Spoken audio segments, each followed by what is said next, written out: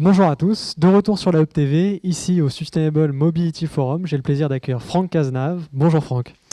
Bonjour Baptiste. Alors aujourd'hui, vous venez nous parler notamment de votre ouvrage La Robomobile, qui est paru aux éditions Descartes, et en parallèle de nous exprimer votre vision sur les grands défis que la mobilité va devoir résoudre pour les prochaines années. Oui, merci de me recevoir pour pouvoir parler de mon ouvrage qui vient de sortir aux éditions Descartes et compagnie.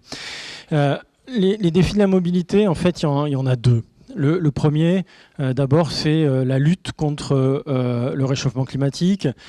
Et donc, 16% des émissions de CO2 en Europe, c'est dû à la mobilité individuelle, 30% à l'ensemble des mobilités. Donc, on voit que l'impact est très important des mobilités sur les émissions de CO2. Donc, ça, c'est le défi par rapport au réchauffement climatique.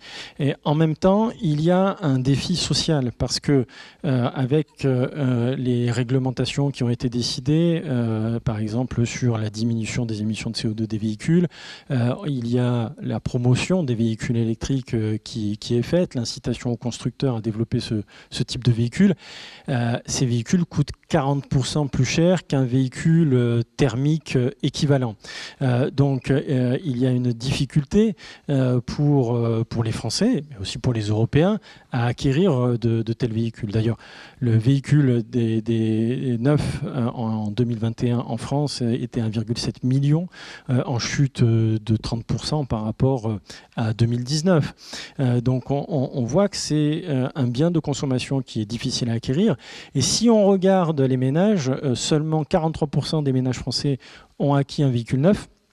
Et la première marque pour ces véhicules neufs, c'est Dacia. Donc ce n'est pas Renault, ni Peugeot, ni Citroën, la première marque auprès des ménages en France. Et les véhicules d'occasion se sont vendus comme jamais en 2021, 6 millions de véhicules vendus. Surtout, si on regarde dans le détail, il y a 1,5 million de véhicules d'occasion qui ont plus de 10 ans, qui ont été achetés par nos concitoyens. Donc ce sont des véhicules qui coûtent peu cher et qui rendent un service de mobilité. Donc on voit qu'il y a un enjeu de la mobilité par rapport au réchauffement climatique et il y a un enjeu social de revenus, de dépenses des ménages vers l'acquisition de nouveaux véhicules.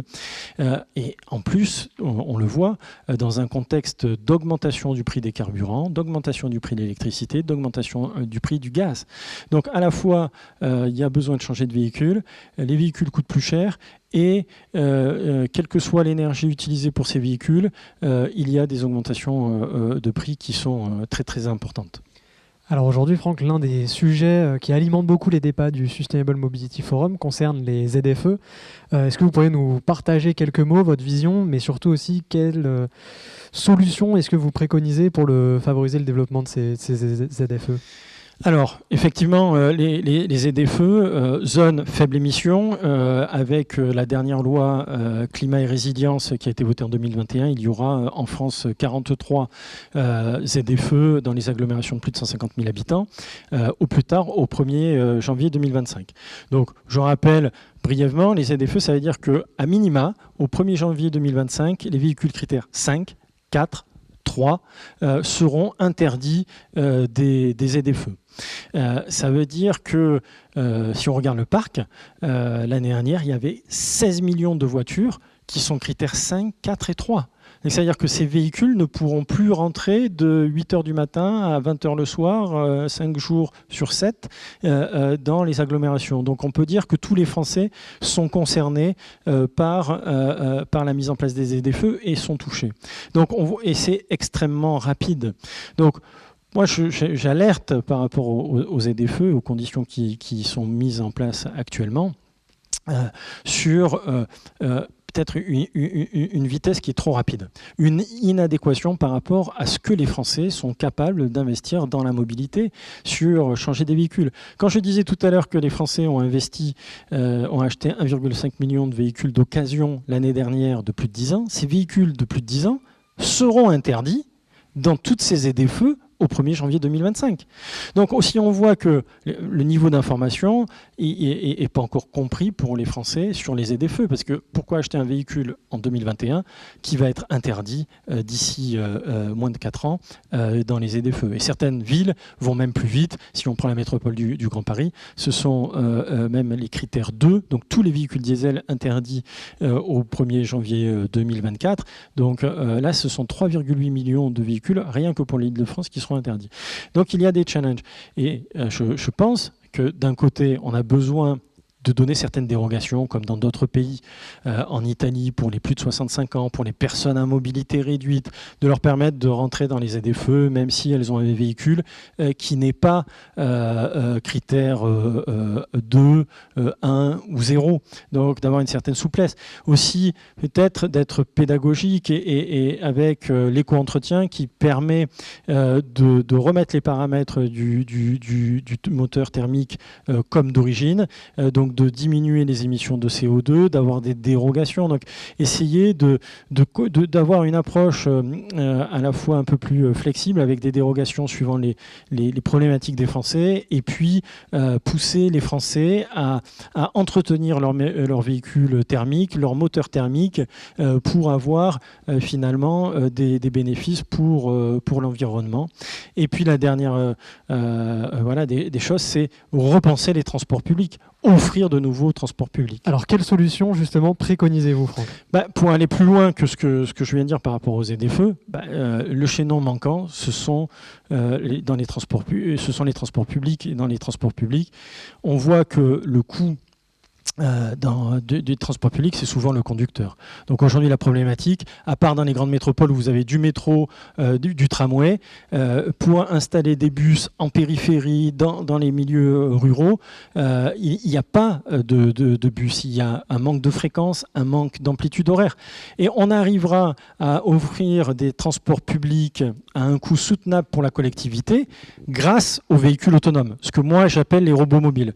Donc l'enjeu pour à la fois lutter contre le réchauffement climatique et pour prendre en compte les problématiques de revenus et sociales des Français, c'est de développer les transports publics avec des véhicules autonomes. Et donc nous avons besoin dans les prochaines années de déployer ce type de véhicules qui sont protéiformes. Les robots mobiles peuvent avoir 2 places, 8 places, 18 places, 20 places, suivant les besoins, et de les déployer sur notre territoire. Je vais rapidement sur quelques solutions. 1. Il y a des voies pour les bus à haut niveau de service. Donc ce sont des voies dédiées. On peut tout de suite mettre des navettes autonomes sans aucune problématique. Il y a des villes qui ont imposé le 30 km/h. Il y a déjà des navettes qui peuvent rouler sur route ouverte à 30 km/h sans aucune problématique. Et puis l'avenir aussi, 3, c'est le périurbain, c'est les zones rurales, de déployer ce type de navette parce qu'il y a beaucoup moins de problématiques. Vous n'avez pas de trottinette, vous avez moins de piétons, donc beaucoup moins de complexité. Et là, il y a un enjeu de déploiement de ces moyens de transport dans ces zones-là. Et puis je finirai par dire, il y a aussi un enjeu de souveraineté nationale, et j'en parle dans le livre, c'est que il faut que nos industries, la France, aient des champions sur ces thématiques-là. Et donc le fait de déployer pour des solutions de transport collectif auprès des Français, ça aidera à stimuler aussi notre industrie.